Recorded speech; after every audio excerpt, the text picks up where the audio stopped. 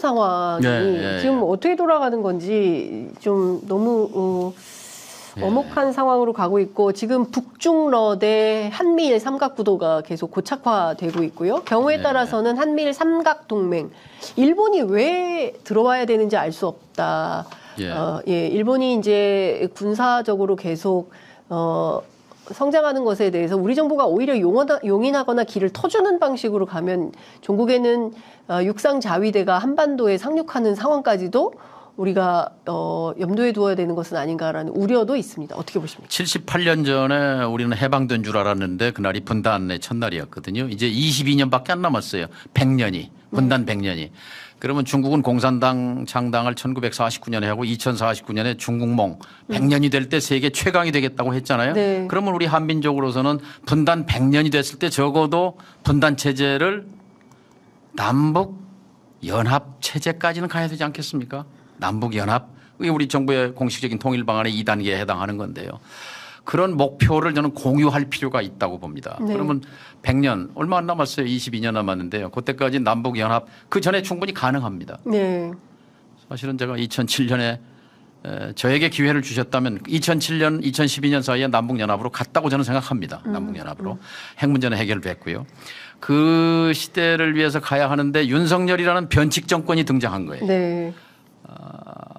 박근혜, 이명박 정권과는 또 성격이 다릅니다. 박근혜 정권은 이제 역사적 퇴행이고 네. 평화의 퇴보고 한데 이거는 그 퇴행 퇴보를 넘어서서 이거는 설명이 불가능한 돌연변이 변칙적 정권이란 네. 말이죠. 근데 이 정권이 다시 또 정권 재창출을 도모한다? 있을 수 없는 일입니다. 이것을 저지하고 네. 다시 민주정권으로 치우기 위해서 결국 이번 총선이 갈림길이죠. 네. 그래서 제가 합법적으로 정권 종식을 앞당기거나 아니면 강제로라도 노선 전환을 해야 한다고 했는데 그 노선 전환에 중요한 것이 한반도의 외교 안보 남북 관계의 네. 정책을 야당이 야당 정책을 강제할 수는 없지만 예. 그분들의 정책을 윤석열 정권의 노선을 중단시키고 바꾸게 할 수는 있는 거죠. 예. 방금 말씀하신 왜 일본의 자위대가 도와줘야 우리가 북한을 억제하는가? 그건 얘기가 되지 않아요. 네. 그러니까 일본이 식민지배 자체를 인정하지 않는 그런 조건 속에서 군사동맹은 불가능합니다. 그런데 이분들은 지금 한미일 준군사동맹을 이미 만들어 놨단 말이죠. 네. 한미일 협력은 필요합니다. 그러나 한미일 군사동맹은 아닙니다. 한미동맹이면 되는 거고 미일동맹이면 되는 거예요. 네. 그리고 우리가 필요한 것은 남북 간의 화해협력, 교류협력 그리고 남북연합국가로 가야 되는 것이 우리 국민의 공통분모입니다. 이게 네. 비전입니다. 이걸 다시 살려내야 합니다. 이거 누가 살려냅니까? 민주당이 살려내야 합니다. 네. 그러기 위해서 저는 22대 총선에서 과반수 그리고 대승을 크게 이긴 다음에 네. 그리고 적극적으로 야당 외교를 전개해야 합니다. 야당 외교. 야당 외교를 전개해야 합니다. 그래서 야당 특사단이 미국에 지금 24년 11월에 트럼프가 될지도 몰라요.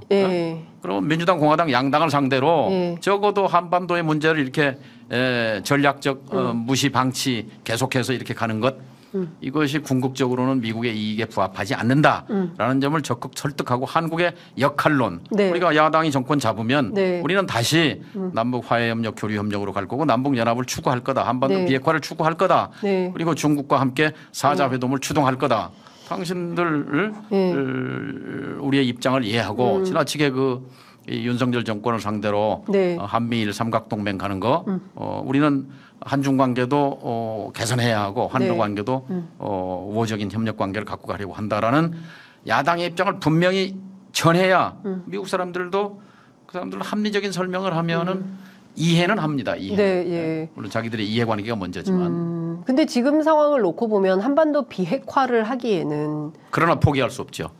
한반도 비핵화를 포기하고 무슨 대안을 찾습니까? 북한의 핵 능력이 이미 고도화됐죠. 그러니까 문제를 풀기는 훨씬 더 어려워졌고 이제 푸는 기간이 길어졌지만 그러나 궁극적으로 가야 할 길은 한반도 비핵화로 설정하고 그래야 우리가 도덕적 우위에 서서 한반도의 평화 주도권을 행사해 갈 수 있는 겁니다. 그래서 지금 이제 북의 핵 전술핵도 탄두가 60개를 넘어갔고 ICBM도 완성했고 뭐 하니까 이미 그렇게 됐으니까 뭐 포기한다? 있을 수 없는 얘기죠. 물론 협상은 핵 동결론에서부터 시작할 수밖에 없어요. 핵 동결. 일단은 여기서 멈춰라 라는 거에서 시작하고 이제 그 다음 단계로 그러나 북도 기본적으로는 1차적인 본능은 생존이고 두 번째는 번영입니다. 그런데 생존은 몰라도 번영으로 가기 위해서는 핵 문제를 해결하지 않고는 번영으로 갈 수 없습니다. 그러니까 2018년 4.27에 판문점에서 김정은 위원장과 40분 동안 대화한 거에 핵심 키워드는 뭐냐. 김정은 위원장이 문재인 대통령에게 말한 우리도 베트남의 길을 가고 싶습니다. 그 말 지금도 저는 가슴 속에 묻혀 있지만 그거 끄집어내야 한다고 봅니다. 그러니까 지금 제가 통일부 출입하고 또 통일외교 관련해서 취재하면서 들었던 얘기 가운데 가장 가슴 아팠던 게 30년 전에 이제 동구가 무너지고 어쨌든 냉전이 허물어지면서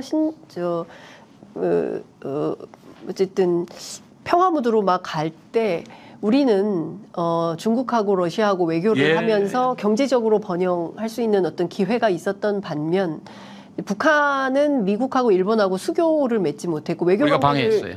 우리가요? 우리가 막았어요. 그러니까 단견입니다. 그때 도왔어야 합니다. 그때 미국을 설득하고 일본을 설득해서 북미 수교, 북일 수교로 갔어야죠. 그러니까 노태우 정부가 북방 정책은 참 큰 업적이지만 그러나 거기까지였어요. 한계가. 그러니까 우리가 한소 수교, 한중 수교로 가면서 북일 수교, 북미 수교까지.